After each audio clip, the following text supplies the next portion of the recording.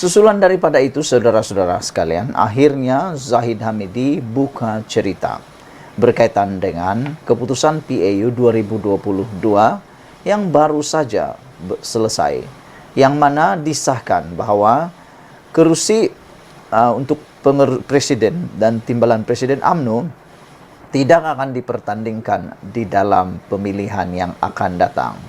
Ini keputusan Zahid Hamidi. Dia umum UMNO serah kepada ROS isu keabsahan PAU 2022. UMNO menyerahkan kepada Jabatan Pendaftaran Pertubuhan ROS untuk menjelaskan mengenai keabsahan keputusan Perhimpunan Agung UMNO PAU 2022 berkaitan jawatan presiden dan timbalan presiden tidak dipertandingkan pada pemilihan parti akan datang. Presiden UMNO Datuk Seri Ahmad Zahid Hamidi berkata, parti itu yakin ia telah mematuhi segala peraturan mesyuarat dan perlembagaannya. Beliau menegaskan parti itu sentiasa bersikap terbuka jika ada ahli yang ingin mengemukakan sebarang laporan atau aduan kepada ROS.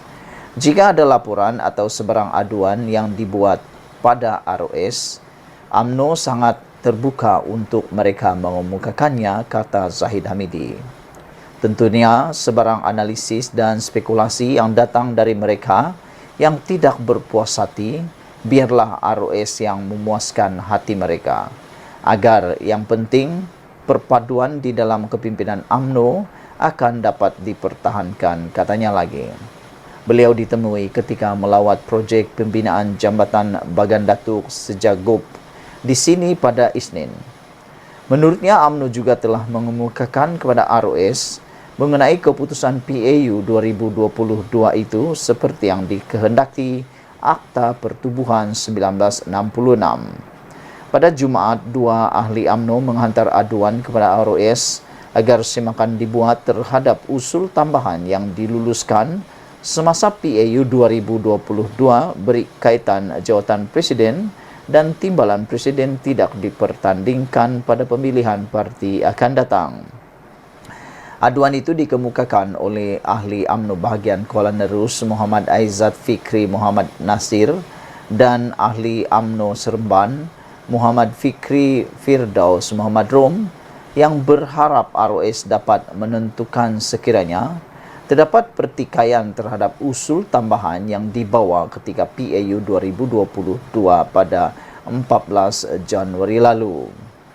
Dalam pada itu, beberapa pihak menggesa agar ROS menjalankan siasatan secara adil terhadap laporan 2 ahli berkenan.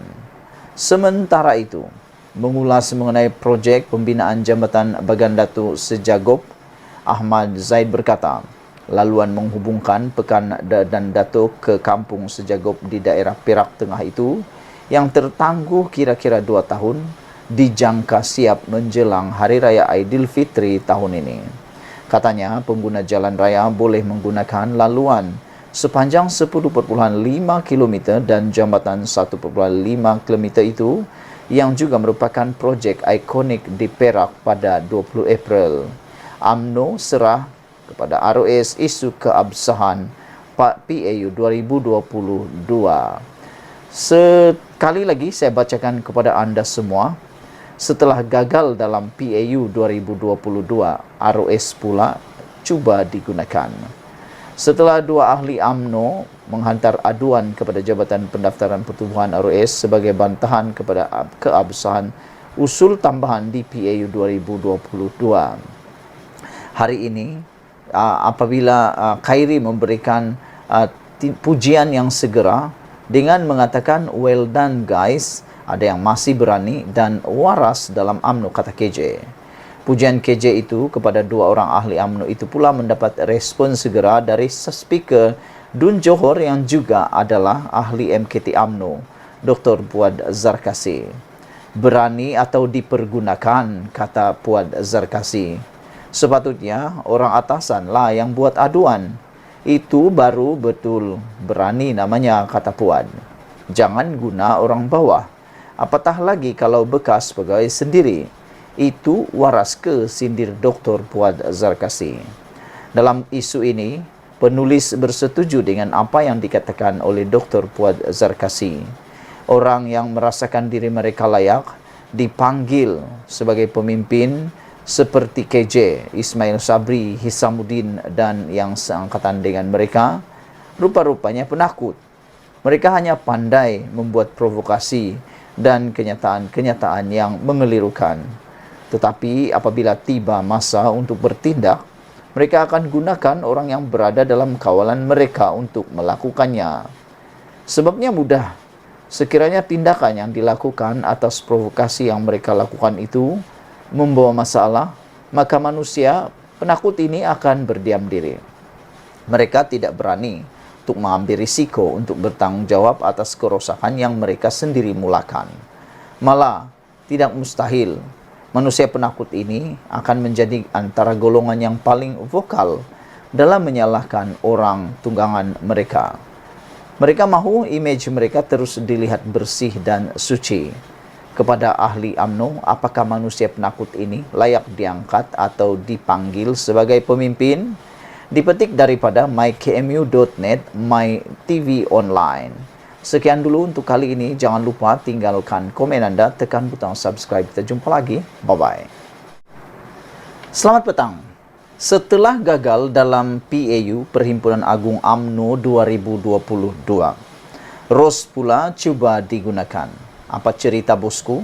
Ikuti terus ulasan dan kupasan ini. Tapi sebelum itu, tekan dulu butang subscribe untuk mendapatkan isu-isu terkini dari channel ini dan mengembangkan channel ini. Saudara-saudara sekalian, apa yang terjadi setelah gagal dalam PAU 2022? ROS pula cuba digunakan.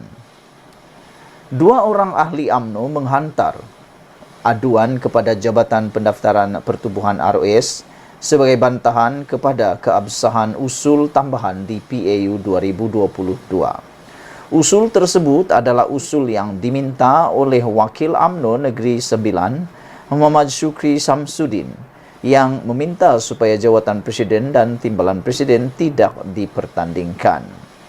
Dua orang ahli UMNO yang membuat bantahan tersebut adalah dari Terengganu, Muhammad Aizat Fikri Muhammad Nasir, dan Muhammad Fikri Firdaus Muhammad Rom dari Negeri 9. Tindakan mereka mendapat pujian yang segera dari calon Barisan Nasional Sungai Buloh yang kalah dalam PRU 15, Khairi Jamaluddin.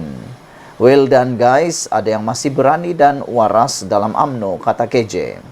Pujian KJ kepada dua orang ahli UMNO itu pula mendapat respon daripada Speaker Dewan Undangan Negeri Johor yang juga adalah ahli MKT UMNO, Dr. Puad Zarkasi. Berani atau dipergunakan, itu dipersoalkan oleh Dr. Puad. Sepatutnya orang ataslah yang buat aduan, kata beliau. Itu baru berani namanya. Jangan guna orang bawah, apatah lagi kalau bekas pegawai sendiri. Itu waras ke, sindir Dr. Puad Zarkasi. Dalam isu ini, penulis bersetuju dengan apa yang dikatakan oleh Dr. Puad Zarkasi. Saya juga bersetuju dengan apa yang dikatakan oleh Dr. Puad Zarkasi. Orang yang merasakan diri mereka layak dipanggil sebagai pemimpin seperti KJ, Ismail Sabri, Hisamuddin, dan yang seangkatan dengan mereka, rupa-rupanya mungkin manusia penakut. Mereka hanya pandai membuat provokasi dan kenyataan-kenyataan mengelirukan. Tetapi apabila tiba masa untuk bertindak, mereka akan gunakan orang yang berada di bawah, berada dalam kawalan mereka untuk melakukannya. Sebabnya mudah. Sekiranya tindakan yang dilakukan atas provokasi yang mereka lakukan itu membawa masalah, maka manusia penakut ini akan berdiam diri. Mereka tidak berani untuk mengambil risiko untuk bertanggung jawab atas kerosakan yang mereka sendiri mulakan. Malah, tidak mustahil, manusia penakut ini akan menjadi antara golongan paling vokal dalam menyalahkan orang tunggangan mereka. Mereka mahu image mereka terus dilihat bersih dan suci. Kepada ahli UMNO, apakah manusia penakut ini layak diangkat atau dipanggil sebagai pemimpin? Saudara, ini ditulis oleh daripada mykmu.com, ditulis oleh